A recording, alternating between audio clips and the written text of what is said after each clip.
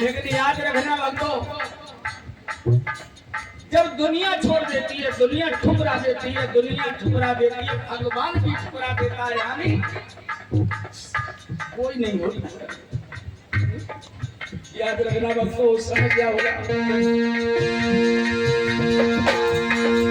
जिसको तूने ठुकरा दिया और उसी ने तुझको अपना लिया।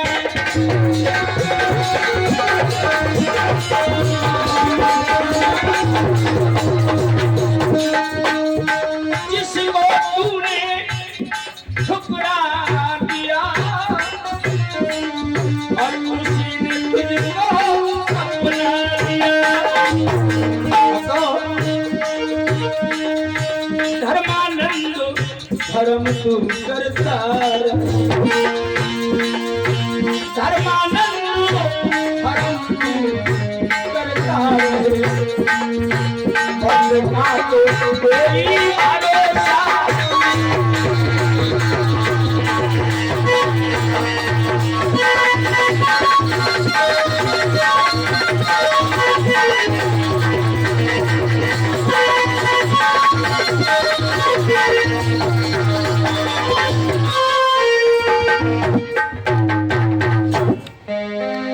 वृंदावन बिहारी लाल की।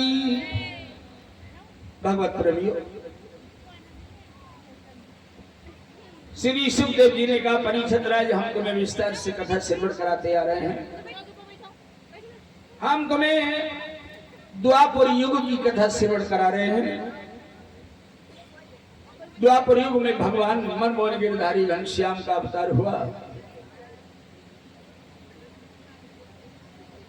सुनो विस्तार से कथा। विष्णु की नाभ से कमल हुआ और कमल से ब्रह्मा जी। विष्णु की नाभ से कमल हुआ और कमल से ब्रह्मा जी, और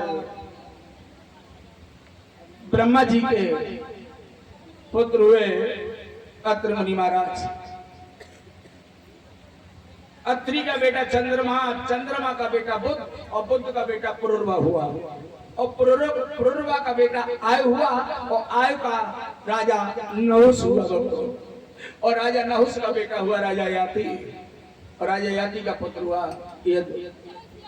दोपहर में कथा श्रवण की, दोपहर में कथा सुनी होती।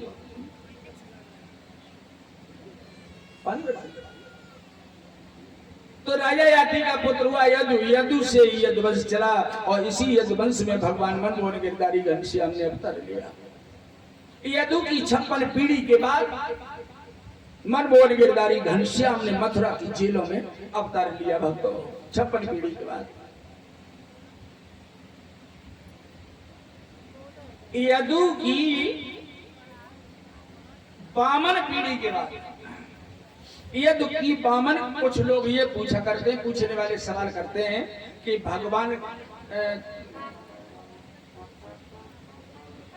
कन्हैया को मथुरा की जेलों से और गोकुल में ही क्यों ले जाया गया? नंद बाबा और वसुदेव का संबंध क्या था?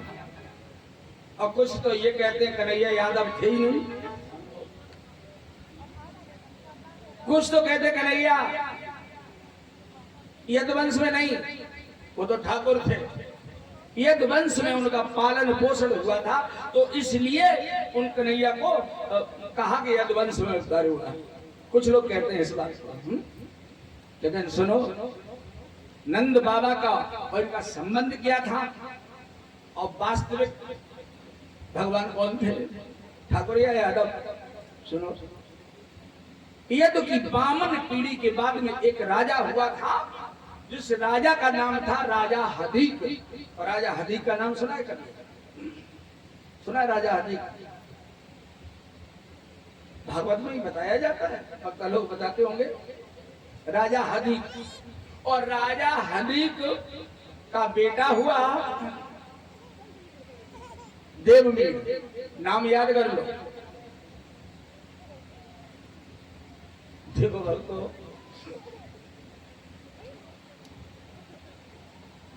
हमारी कथा सिर्फ कथा ही हम जानते कि ना जानते, तो वैसे बहुत कुछ है, लेकिन मतलब कहना जवान से नहीं निकलता है। और भाई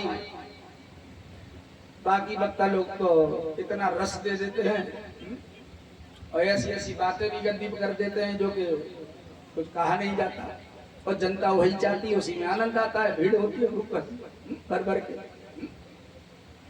तो भक्तों, कथावाचक और व्यास का मतलब ये है कि ये धर्म के ठेकेदार संत महात्मा और कथावाचकों को धर्म का ठेका दे दिया गया। कहा जाओ अपने धर्म का प्रचार करो। अब धर्म का प्रचार का मतलब ये तो कहा नहीं कि धर्म अपना बर्बाद कर दो, और कर दिया, हो ही गया, बचा कहा है, कुछ नहीं बचा भक्त। एक के चिल्लाने से तो कुछ होगा नहीं, चिल्लाता रहे क्या कर लेगा वो। तो भक्तों, आज इधर हदीक का पुत्र देवमीढ़ हुआ, और ये हदीक राजा कहां का हुआ था? नाम सुना होगा नगर बटेश्वर का। नगर बटेश्वर का नाम सुना है?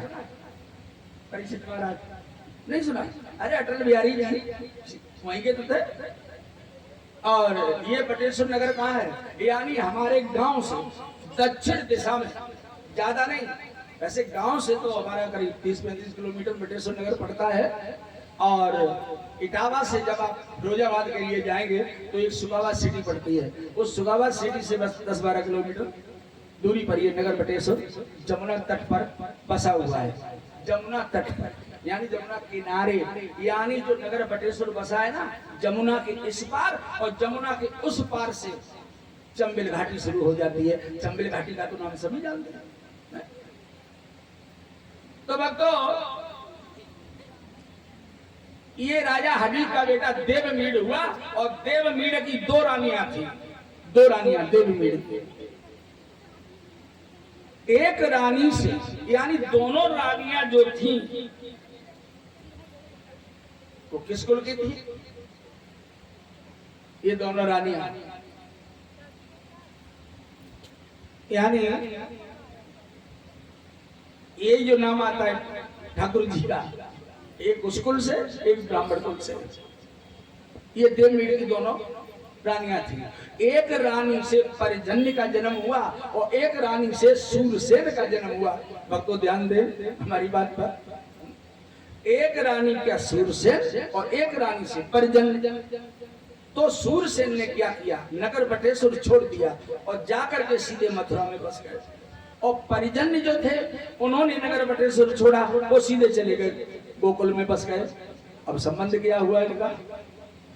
क्या संबंध हुआ भगवान दोनों का?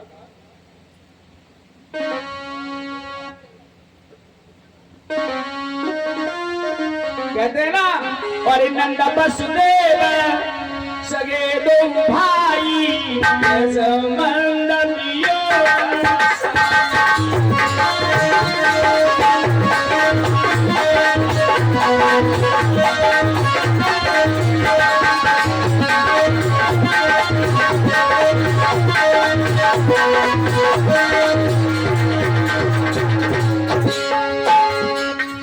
देवमीढ़ के दोनों नाती, यानी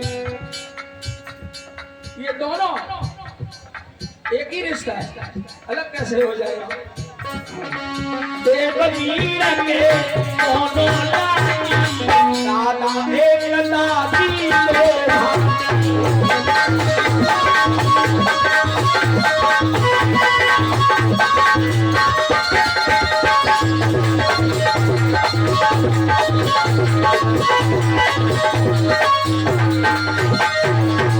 अब ये बताओ कि लड़का जब पैदा होगा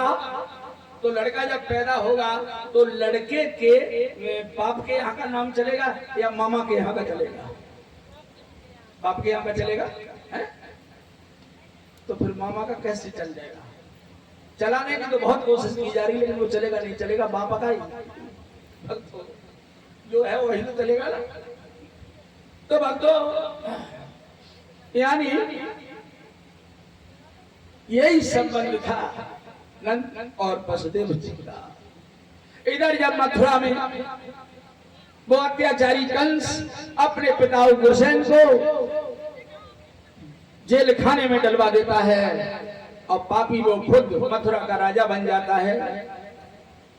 इधर जब मथुरा का वो राजा बन जाता है, उग्रसेन का राज्य जब था तो जय जयकार हो रही है और पापी कंस के राज्य में अब तो हाहाकार हो रही है। भगवत प्रेमियों, इधर धीरे धीरे समय व्यतीत होने लगा और जो राजा उग्रसेन थे, राजा उग्रसेन के भाई देवक थे। राजा उग्रसेन के भैया जो थे वो देवक थे और देवक की लड़की, अब तो ये देवकी थी, देवक की लड़की।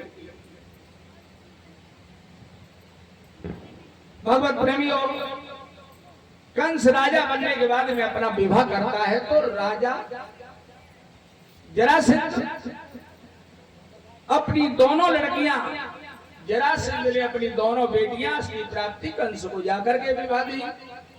अब ये दोनों लड़कियां जरासंध की कंस की रानी बन करके महलों में आ गई भक्तों, और बड़ी अच्छी तरह से समय व्यतीत हो रहा है। और जो देवक की लड़की देवकी है ना, कंस अपनी चचेरी बहन से बहुत प्यार करता, बहुत चाहता है अपनी बहन को।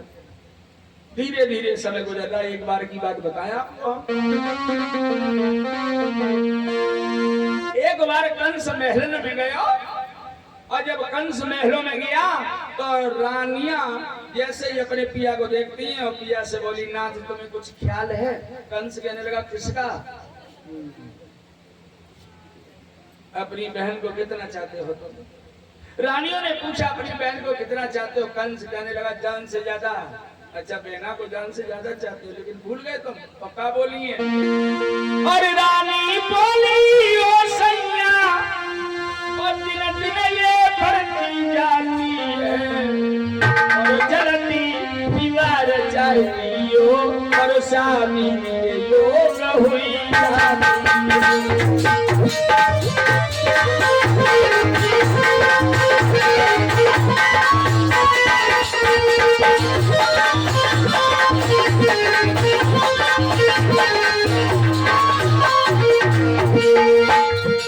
कंस की रानियां बोली, लड़की बड़ी हो गई है, जल्दी से कोई अच्छा लड़का ढूंढो और विवाह कर दो इसका। कंस कहने लगा, मैं तो ये समझ रहा था मेरी बहना छोटी है,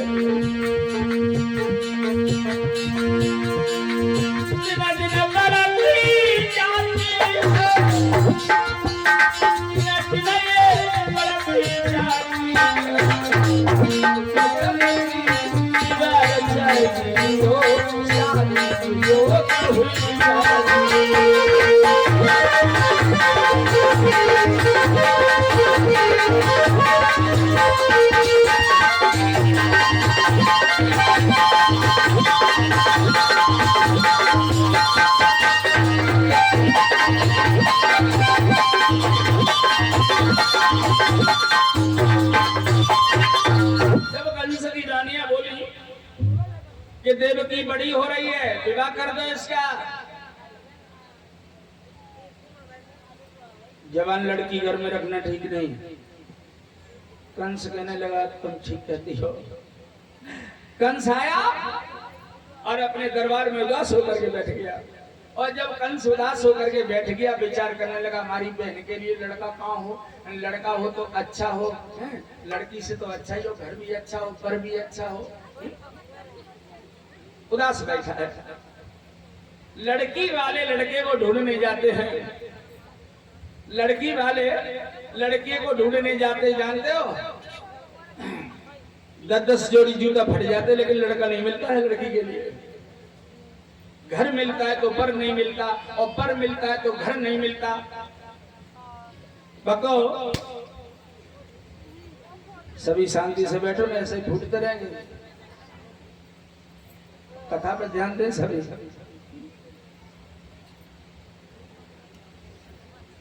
भक्तों, आज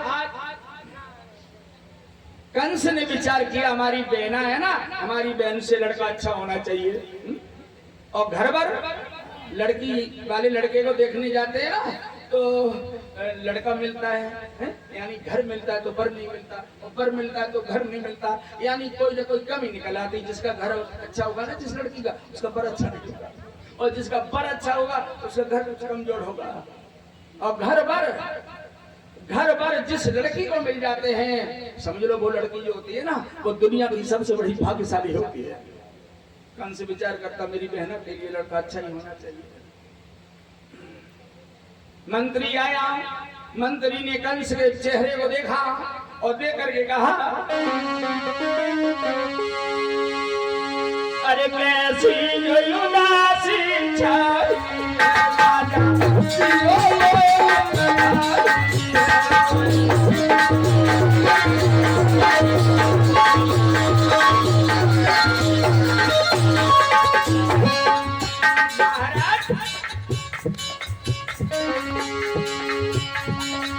तुम पे कौन मुसीबत आई, राजा कियो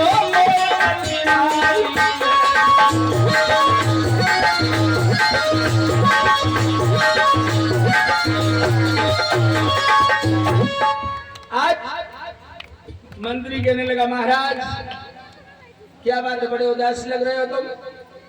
वो मंत्री के, तुम तो जानते ही हो हमारी बहना विवाह के हो चुकी है, और लड़की के लिए लड़का मेरी कोई नजर में नहीं है। नहीं तो हम बताएं, क्या तुम्हारी नजर में कोई लड़का है? बहुत सारे लड़के हैं। बिल्कुल बताएं, ये गलत चलेगा? अच्छा है, हैंडसम से तो दाढ़ी पक्की, बस दही तो लगी।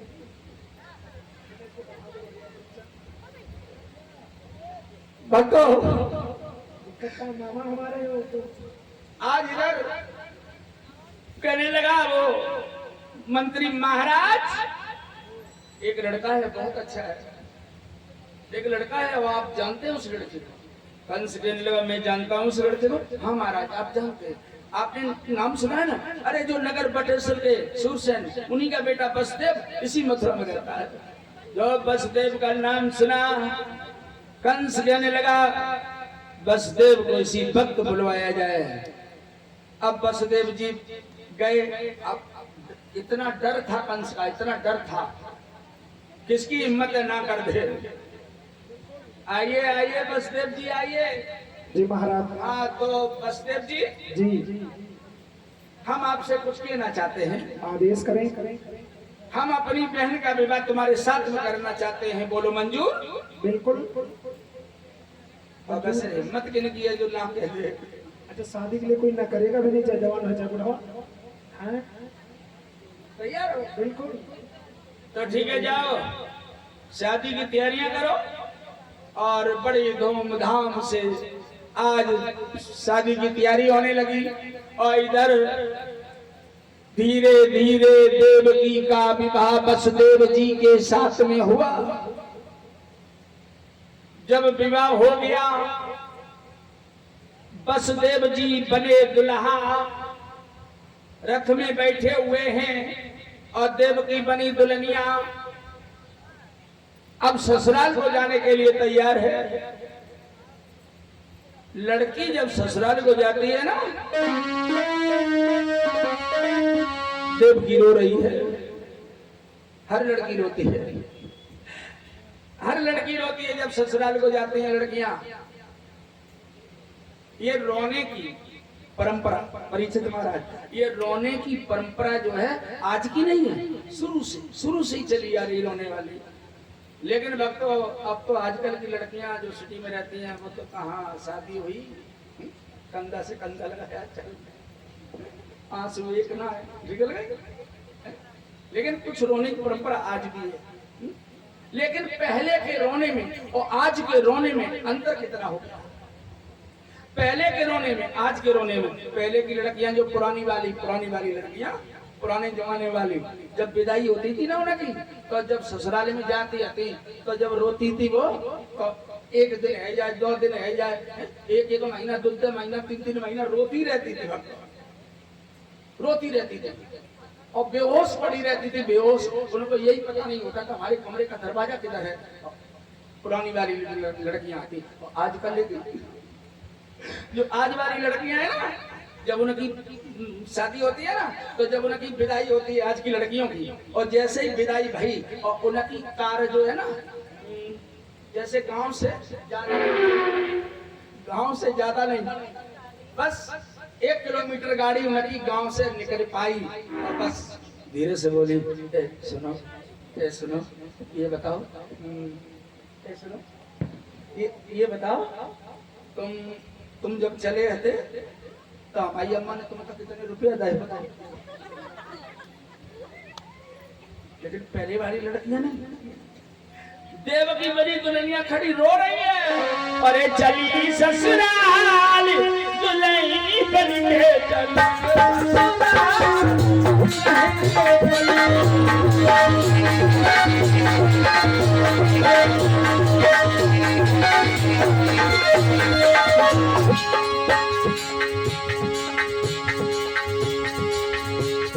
रो रही है वो देवकी। कहीं मैया के गले से लग जाती है, कहीं भैया के गले से लग जाती है। मैया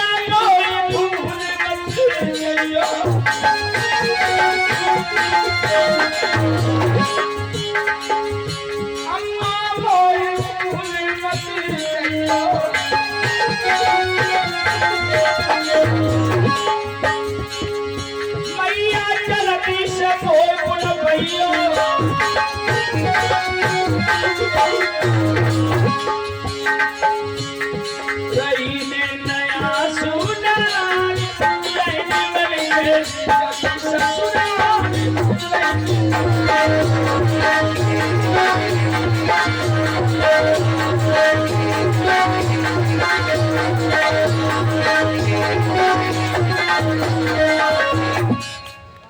देवकी रो रही है,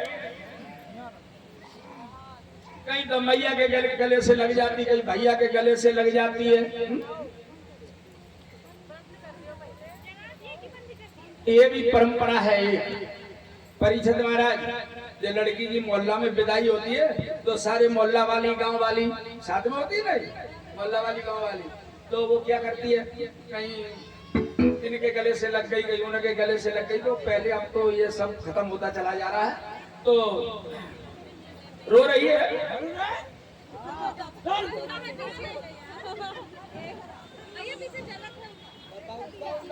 हेलो, अरे भैया बिया हो गया तो दहेज ला दो। कहाँ जा रहे हो? बराते में जल्दी कहाँ? तो अब तो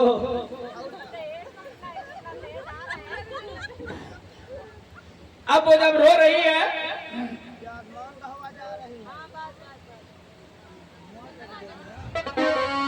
रो रो के बोली मैया, और ससुराल को बेटी जाती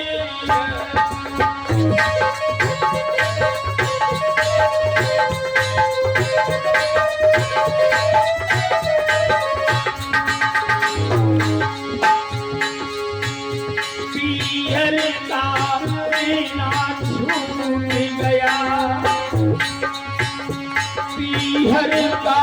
रीना छूट गया, यार बहुत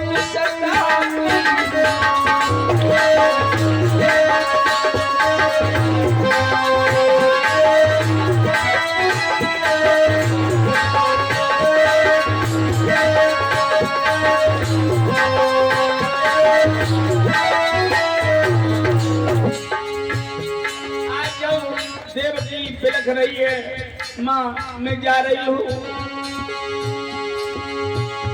बचपन से माँ वाला तूने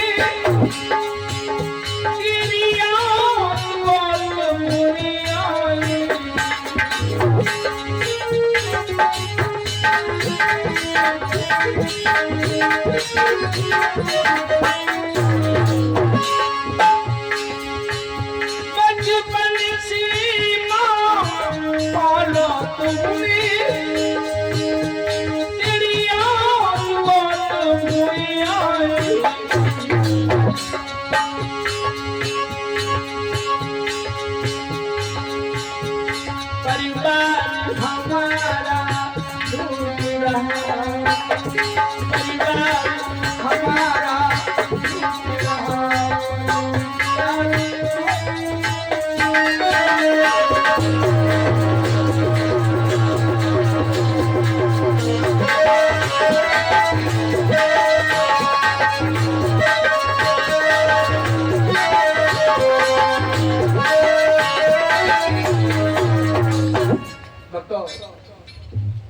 तो जब लड़की ससुराल को जाती है, विदाई होती है, तो भक्तों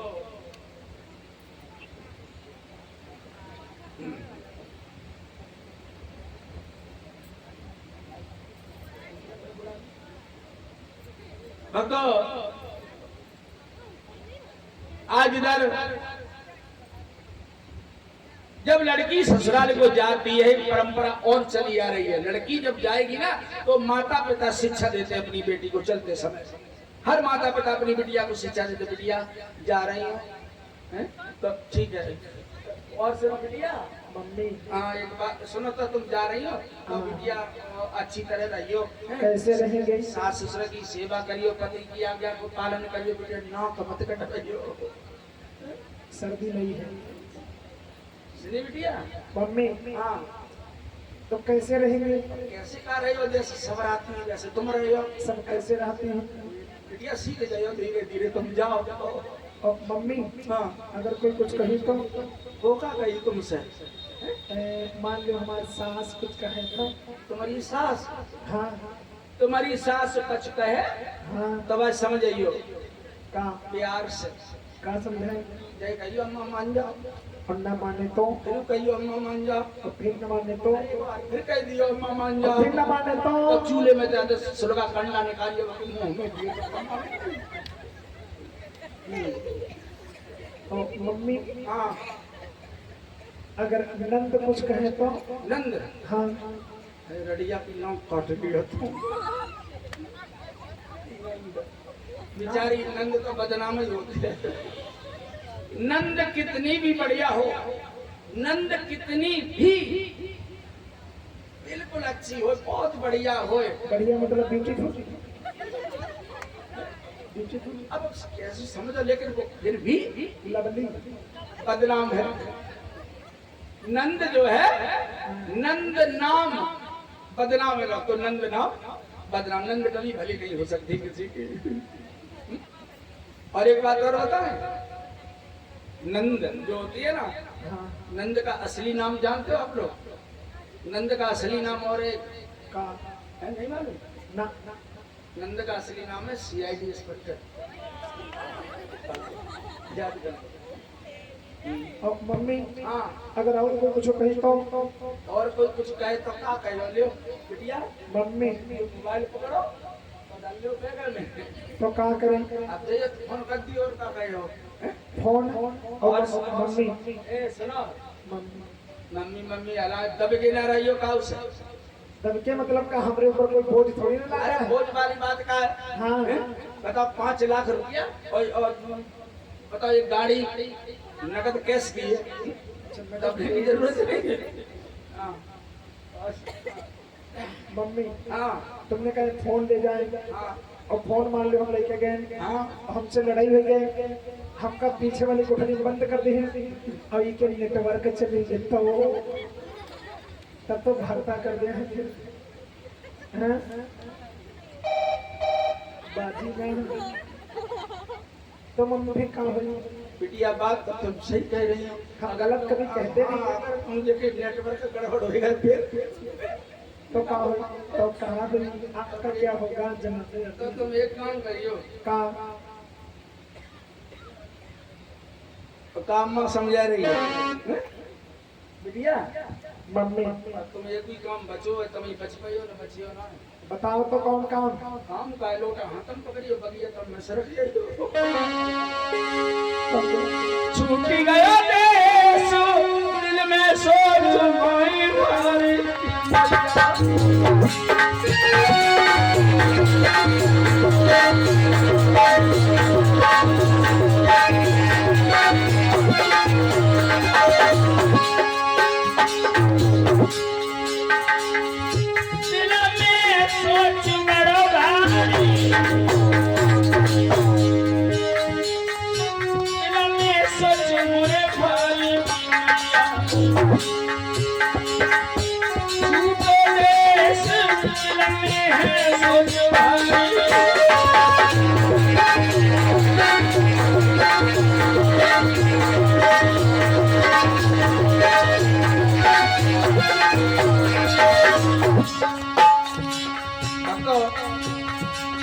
आज देव की बनी दुल्हनिया।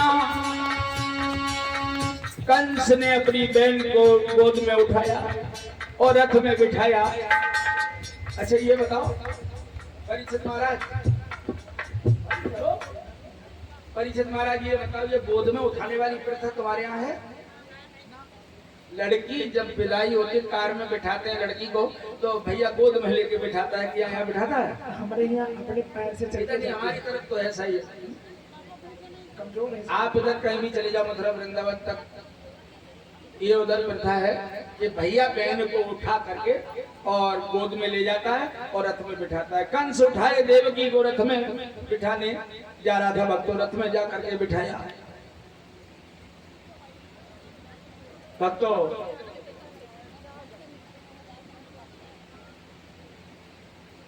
जब लड़की पहले की लड़कियां जब विदाई होती थी, जब उनको भैया उठाता था तो ऐसे लगता था कि शरीर में नस फिसला सुना सब गायब है, बिल्कुल गई वो बड़ी लटक रही है, हाथ पैर लटके रहे। लेकिन आज की लड़की नहीं, आज की लड़की बस उठाई गोद में बल लेके चल रहा है और रो रही है बड़ी जोर जोर चिल्ला चिल्ला के। अब तो रोना सीख लिया, बताते रोने के कोचिंग सेंटर खुल गए, सिखाने वाले रोना सिखाया जाता है वहां पर। तो लड़कियों को रोना नहीं जानती। और अब आज की लड़कियां रोना नहीं जानती तो पुरानी वाली कैसे रोना जानती होंगी? चिल्ला रही है बड़ी आज की लड़की। आंखों देखा हाल है, लड़की को बिठाए और कार में बिठाने जा रहा था और हमारी उसी गांव में कथा हो रही थी और वो चिल्ला रही थी बड़ी जोर जोर के, चिल्लाती है और चिल्ला रही है मेरी मैया रे, और वो चिल्ला रही वो का कह रही पुरानी वाली होती, अगर पुरानी वाली होती तो होश ही नहीं रहता है पुरानी वाली को, ये तो आज वाली का है ना। अब बोलिए, अब चिल्ला रही अरे मेरी मैया रे, मेरे बकस पे मोबाइल रह जाओ रे।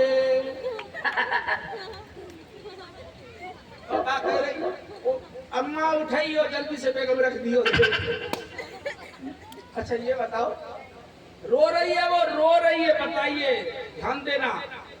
पहले की लड़कियां, पुराने जमाने वाली लड़कियां दिल से रोती थी, दिल से पुरानी वाली, और आज की दिल से ना दिमाग से रोती है। आज की लड़कियां दिल से नहीं दिमाग से रोती है, रोती जा रही है अम्मा। और जब रोती जाती है और मन में ये सोचती जाती है हाय कचरा है तो मैंने तो सब सामान धरा तो नहीं धरा, पता नहीं कहाँ धरा, सोचती है। अरे झूठो देश दिल में सोचूं,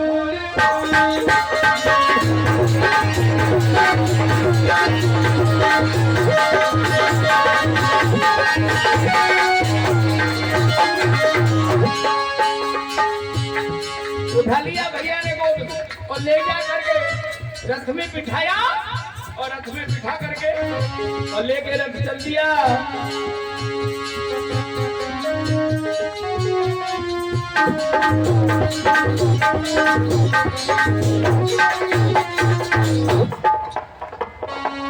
आज रथ चलता चला जा रहा है, मथुरा नगर से रथ प्रस्थान कर देता है।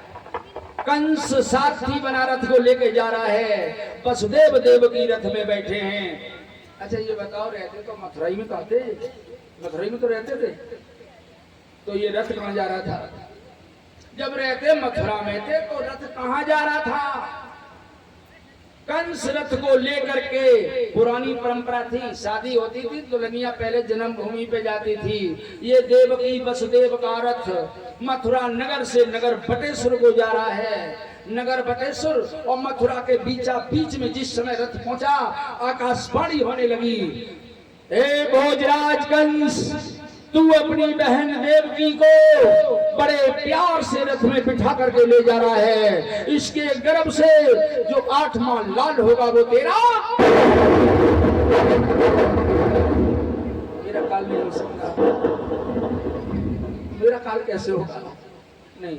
फिर रथ को लेके चला, फिर आकाशवाणी हुई, हे कंसराज, जिस बहन को तू बिठा करके ले जा रहा है उसके गर्भ से जो 8 माह लाल होगा वो तेरा।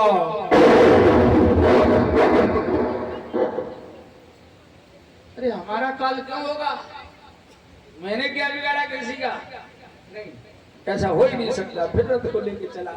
फिर आकाशवाणी हुई, कंसराज, अरे जिस बहन को तू इतना प्यार करता है, आज उसे तू बिठा के रथ में ले जा रहा है। इसी देवकी के गर्भ से जो 8 माह लाल होगा वो तेरा।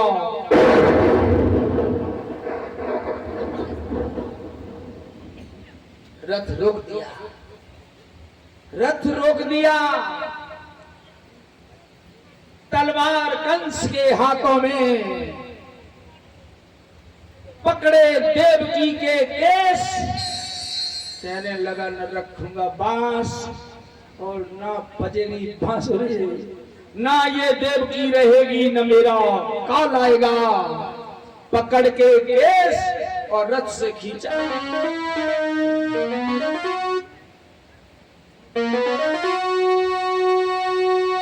परी पकड़े केस पहना के और पकड़ के रथ से ढारी है।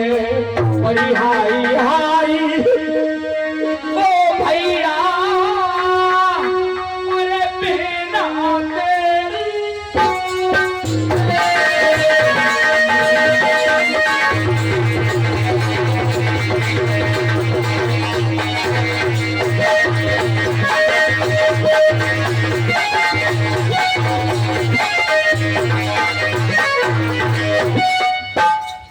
भैया क्या कर रहे हो? भैया तुम, भैया मेरे बालों को छोड़ दो, मेरे बालों में दर्द हो रहा है भैया। भैया भैया चिल्ला रही है, सुना नहीं तूने? तेरे गर्भ से जो 8 माह लाल होगा वो मेरा काल होगा। कहती है तो ये छोड़ दूं। पकड़े केस पहनावे, छत के पैर छटका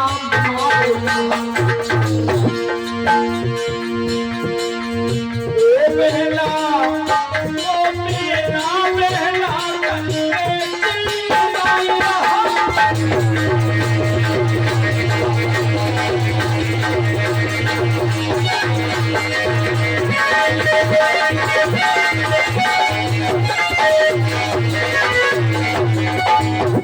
चिल्ला रही है,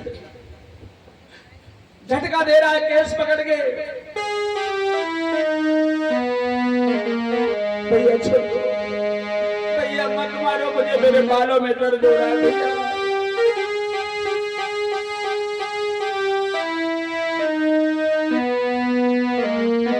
विचार करती है मार देगा पापी, छोड़ेगा नहीं। रथ में बैठे बसदेव जी इशारा करती है दोनों हाथों से, कहने लगी देखते रहोगे। ऐसा दुनिया का कौन सा पति होगा जिसकी पत्नी मार खा रही होगी, बैठ करके वो तमाशा देख रहा होगा। मत मारो, छोड़ दो। अपने पिया से कहने लगी नाथ, अरे रोई रही सैया लो तेरी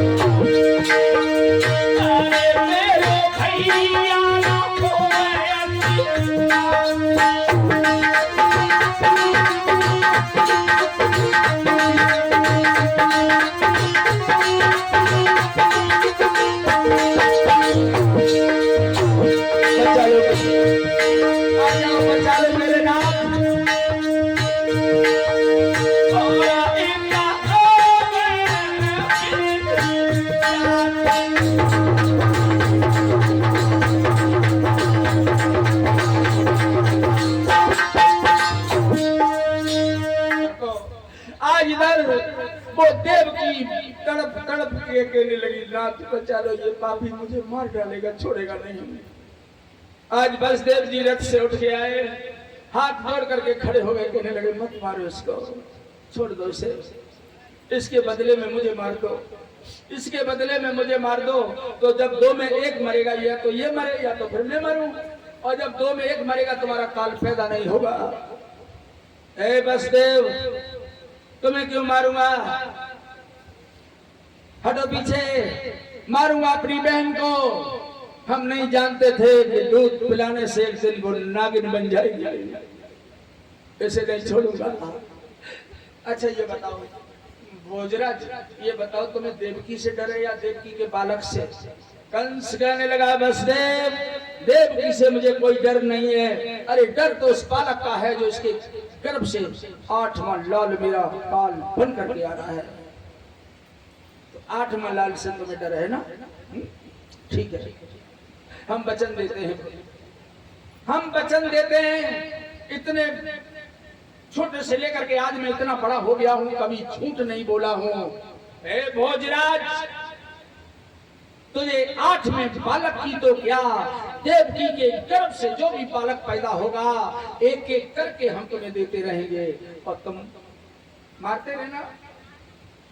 और अगर फिर भी विश्वास नहीं है मेरा, तो हम दोनों को ले जाकर के जेल खाने में डाल दो, हम दोनों को ले जाकर जेल खाने में डाल दो। तब तो कंस कहने लगा, ये तुमने ठीक कहा, अगर हम तुम्हें जेल में डाल देंगे तो फिर तुम भाग नहीं पाओगे।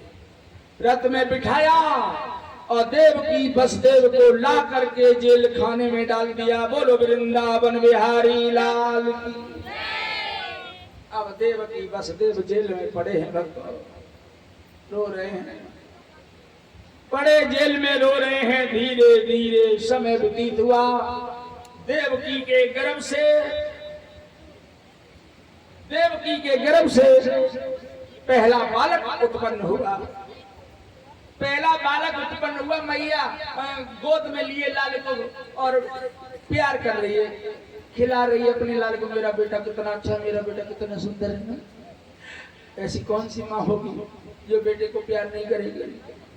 और पहला बालक माँ के लिए, पहला बच्चा माँ के लिए पहला बालक जो होता है वो बहुत प्यारा होता है, या तो पहला या फिर सबसे छोटा वक्त बहुत प्यारा होता है। आज वो माँ अपने लाल को लिए गोद में खिला रही है। आज मैया लाल खिला रही है, आज मैया लाल।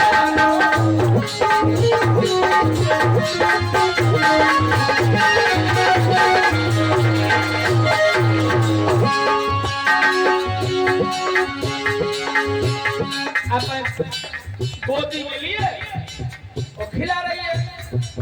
बसदेव कहने लगे, देवकी क्या कर रही हो तुम, मत करो ऐसा, ये बेटा तुम्हारा नहीं है जिसे तुम प्यार कर रही हो। अरे ये बेटा तो उस बस कंस का है, कंस का। कहने लगी, नहीं ये मेरा है, कंस का नहीं है, ये तो मेरा लाल है।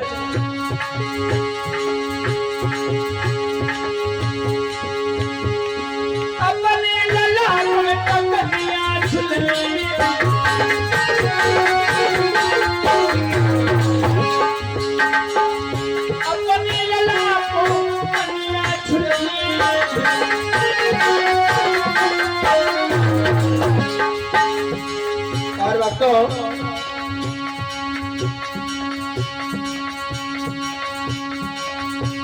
आज बेटा को दुआ, अपने बेटा को दुआ पिला रही है।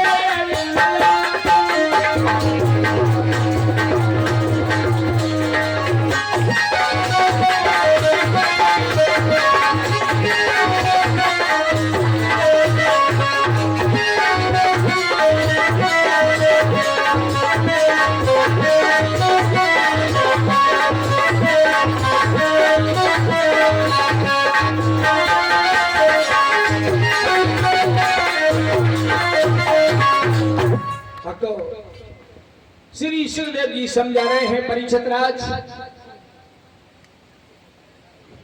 और ये कुछ दान आया है। 21 मुद्राओं का दान सुशील वर्मा जी बगरिया से। 51 मुद्राओं का दान है जयचंद्र गौतम हितमापुर से। 51 मुद्राओं का दान लल्ला वर्मा हितमापुर से। और 51 मुद्राओं का दान सावित्री वर्मा हितमापुर से। 21 मुद्राओं का दान मणिराम गौतम हितमापुर से। और 21 मुद्राओं का दान छंगालाल रावत हितमापुर से। 51 मुद्राओं का दान धर्मानंद वर्मा हितमापुर से। और 101 मुद्राओं का दान श्यामू वर्मा बगदिया। इन भक्तों को जो दान आया बहुत बहुत साधुवाद, धन्यवाद।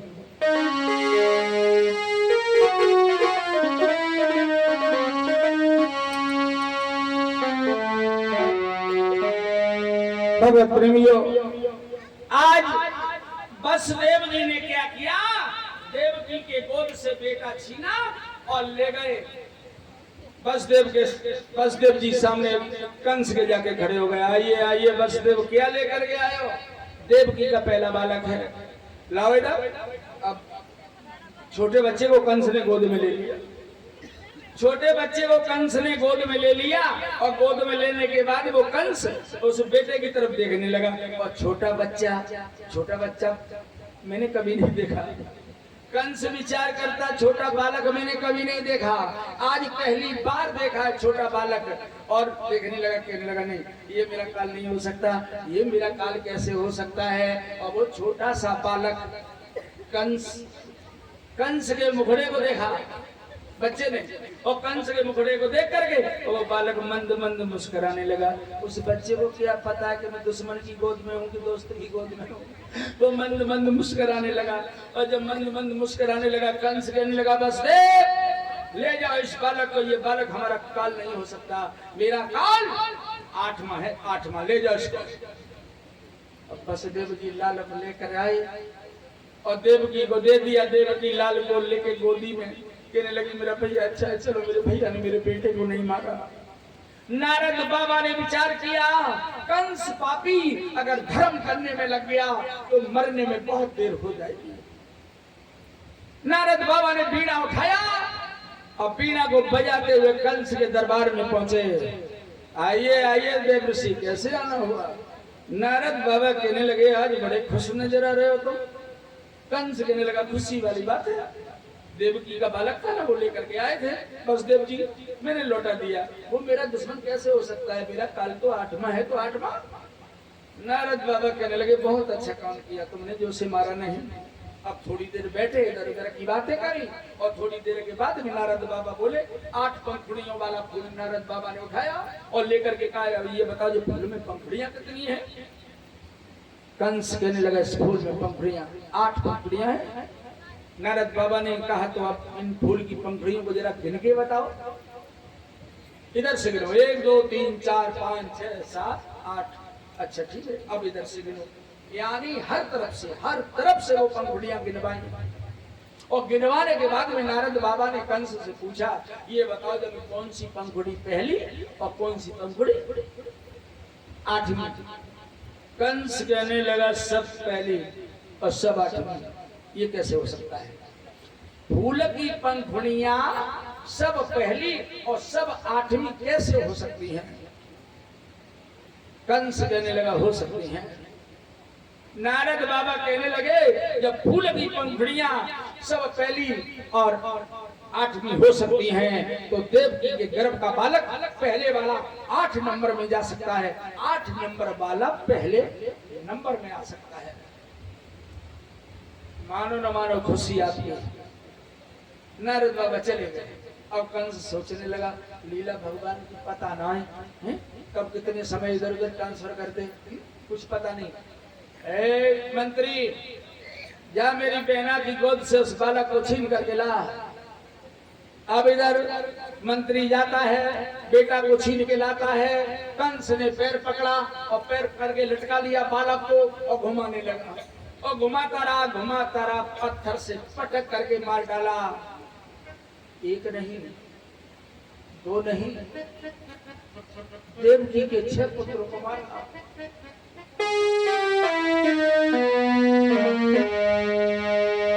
आज देवकी रो रही है, लगी, अरे भैया ये क्या कर दिया तूने? अरे जिस मैया के 6 बेटा मरे हो उसका क्या हाल हो रहा होगा उस माँ का। अरे जिस माँ का एक बेटा मर जाता है, जिस माँ का एक बेटा मर जाता है उसके दिल से पूछो उसके दिल पर क्या गुजरती है। और जिस माँ के 6 बेटा मरे हो उसका क्या होगा। बस देव कहने लगे तुम तो पागल हो रही हो, ऐसे तो तुम मर जाओगी।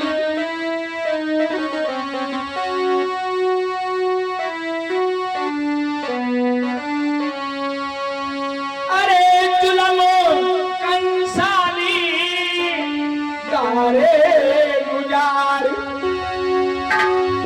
हरे कपापी और बादर गारे भारी। और 6 बेटा और 6 बेटा और कंस ने दिए धर्म सिंह।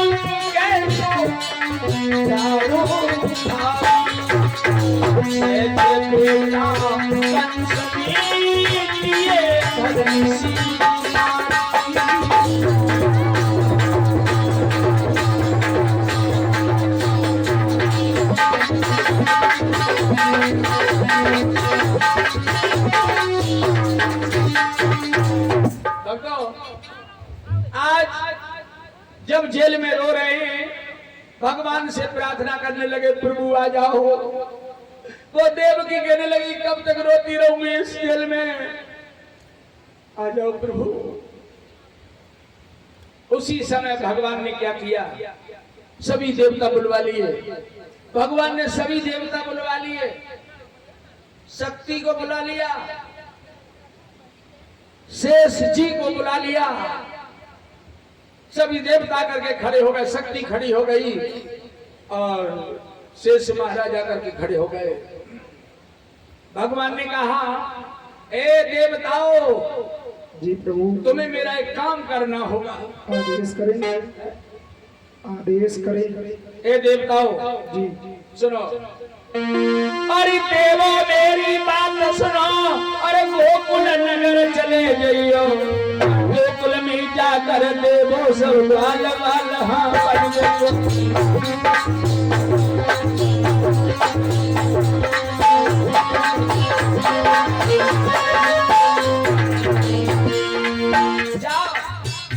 तुम गोकुल चले जाओ और गोकुल में क्या करके ग्वाल वाल बन जाना। मैं अब पीछे से आ रहा हूँ कन्हैया बन करके। और शक्ति सुनो, तुम्हें भी जाना होगा। ये शक्ति सुन ले तू मेरी और नगर में चली जाइयो। और नगर में जाकर के शक्ति को संभाल राधा बन जाइयो।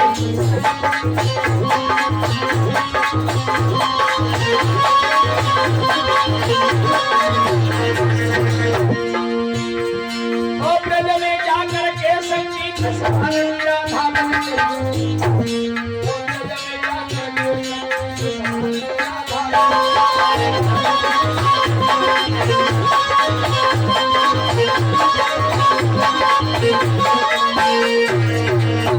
आज का शक्ति तू ब्रज में चली जा, ब्रज में जाकर के राधा बन जाना। आ रहा हूं पीछे से कन्हैया बन गए। और ये शेष महाराज तुम सुनो, तुमको भी जाना होगा।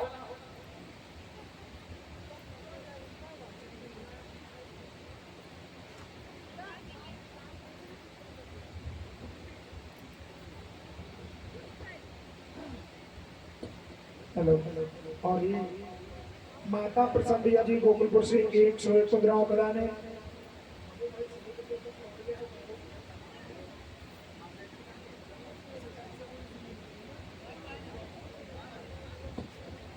और 51 मुद्राओं का दान रतिपाल गौतम हितमापुर से। 21 मुद्राओं का दान है गोमती प्रसाद जी गोकुलपुर से। और 51 मुद्राओं का दान सत्यनारायण वर्मा जी हितमापुर से। 101 मुद्राओं का दान शिवकेश हंसिका ताहीपुर से। और ये 21 मुद्राओं का दान सुभाष भैया जी हितमापुर से। 21 मुद्राओं का दान पूर्वी दीन बरगदिहा से। और 51 मुद्राओं का दान कृष्ण कुमार शर्मा हरक से इनके द्वारा है। बहुत बहुत शानदार धन्यवाद। बोलो वृंदावन बिहारी लाल की जय हो। बोलो गुरुदेव भगवान जय हो। भगवत प्रेमियों, आज इधर जब शेष जी से कहा, शेष जी तैयार हो जाओ। कहाँ पृथ्वी पे जाना है, जल्दी से तैयार हो जाओ, देर हो रही है। जाना है? हाँ, पृथ्वी पर चलना है। करना क्या है? करना क्या है? लीला खेलनी है। लेकिन हम तुम्हारे साथ जाएंगे नहीं। क्यों हमारे साथ क्यों नहीं जाओगे? आपके साथ जाने से दुख ही दुख मिलता है। हमारे साथ दुख मिलता है। बिल्कुल, हमारे साथ दुख मिलता है। कहते हैं कि तुम्हारे साथ दुख मिलता है। ये तो सही बात है, गलत कहाँ है? बताओ, हमारे साथ दुख मिलता तो सवेरे ताजा खरबूजा खाए हमसे कह रहे हैं दुख मिलता है। अजी का 3 बजे सवेरे जगा दे होगा सुख मिली है। देखो तुमको तो चलना पड़ेगा हमारे साथ। नहीं जाएंगे तो? अगर तुम मेरे साथ नहीं जाओगे तो फिर हम क्या अकेले क्या करेंगे? हमारी तो पूरी लीला खराब हो जाएगी। खराब हो जाए बने, लेकिन हम तुम्हारे साथ जाएंगे नहीं। नहीं, जाना तो पड़ेगा। तो एक शर्त है हमारी। हाँ बताओ, क्या शर्त है? हम बड़े बन करके जाएंगे। बड़े बनेंगे, बड़े बड़े बनोगे? हाँ बड़े बनोगे जी। तो मतलब बड़े बन के तुम हमसे सेवा करवाओगे? काहे? जब हम कर सकते हैं तो तुमको करने की क्या बुराई है? तो हमसे सेवा करवाओगे? मतलब आपसे नहीं, मतलब वो भगवान की बात हो रही है। तो बड़ा बनना चाहते हो, बड़े बन के जाओगे? बिल्कुल बिल्कुल। तो पता है, छोटे बन के गए थे 12 लक्ष्मण त्रेता में, तो कहीं कह रहे हो सीता जी को वन में छोड़ के आओ, कहीं कह रहे हो उनका हाथ काट के लाओ। इसलिए हमसे हो नहीं पाएगा। जाएंगे तो बड़े बन के जाएंगे। तो शेष जी, तुम बड़ा बनना चाहते हो तो ठीक है, हम तुम्हें बड़ा बना करके भेज रहे हैं। और सुनो,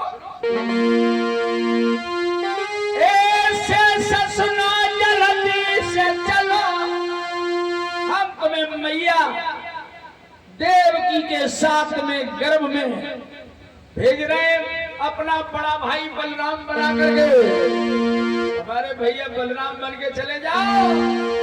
क्या भैया? मां के साथ और बलराम जी बन के चले गई हो और पृथ्वी पर जाकर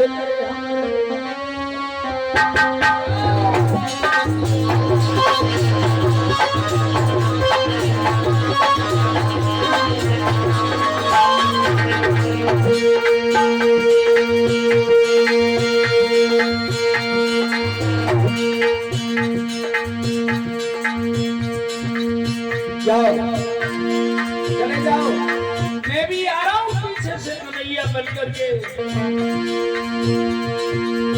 आमकी डारकी लिया बोले, लिया बोले,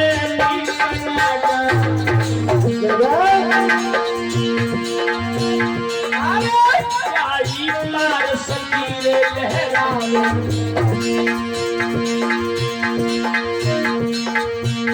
नाम है जो जमुना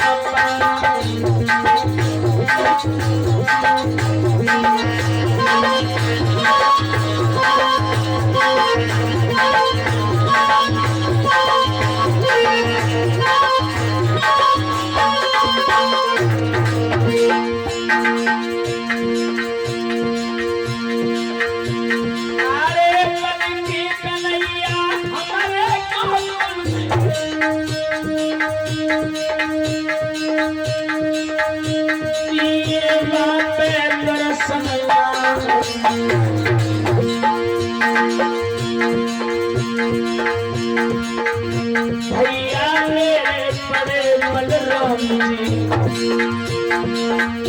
तुमको साथी चली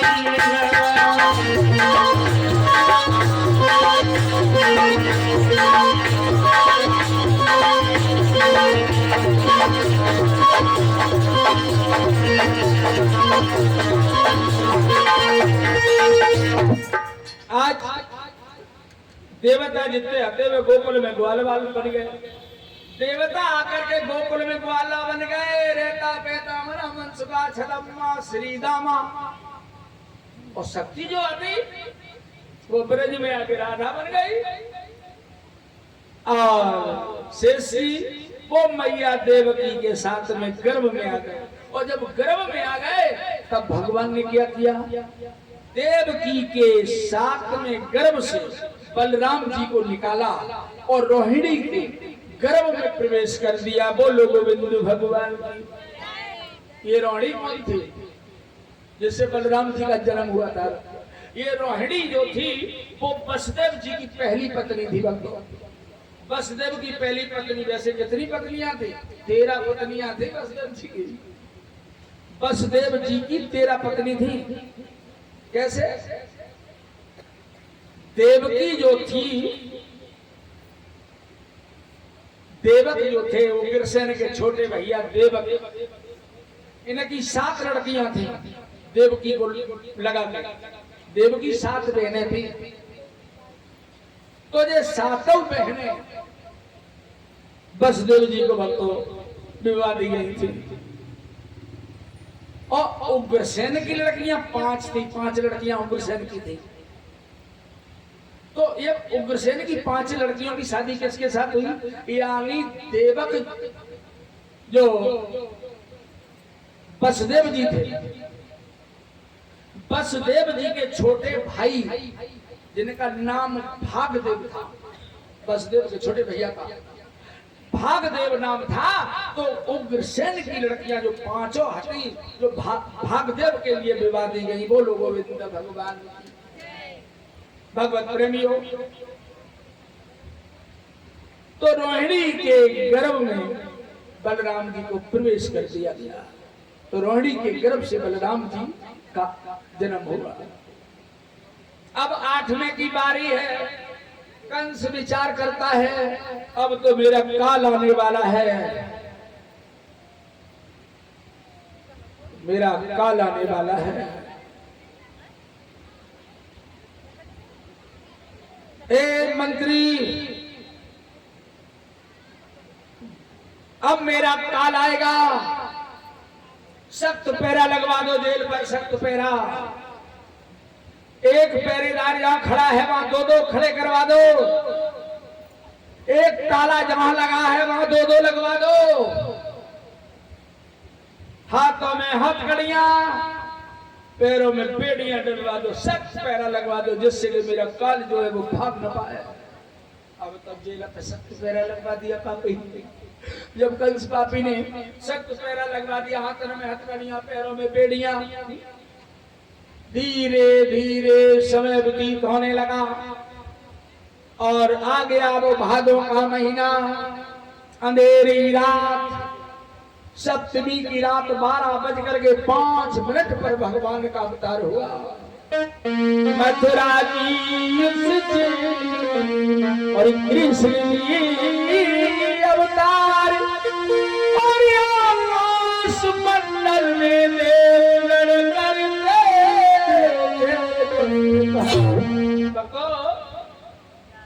रूप चतुर्भुज धारी। अरे गए जब मोहन आई, जितने थी बातें भूल रहे। आ गए मथुरा की जेल में भगवान चतुर्भुज रूप धारण करके आ गए। चतुर्भुज रूप में भक्तों देव की बसते, हाथों में हथकड़ियां, पैरों में बेड़ियां, ताले लटक रहे पहरेदार। भगवत प्रेमियों, चतुर्भुज रूप भगवान का है।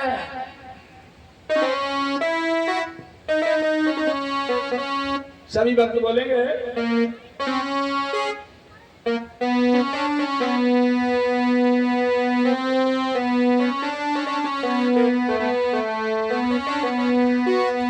मथुरा ही नगरी में जन्म से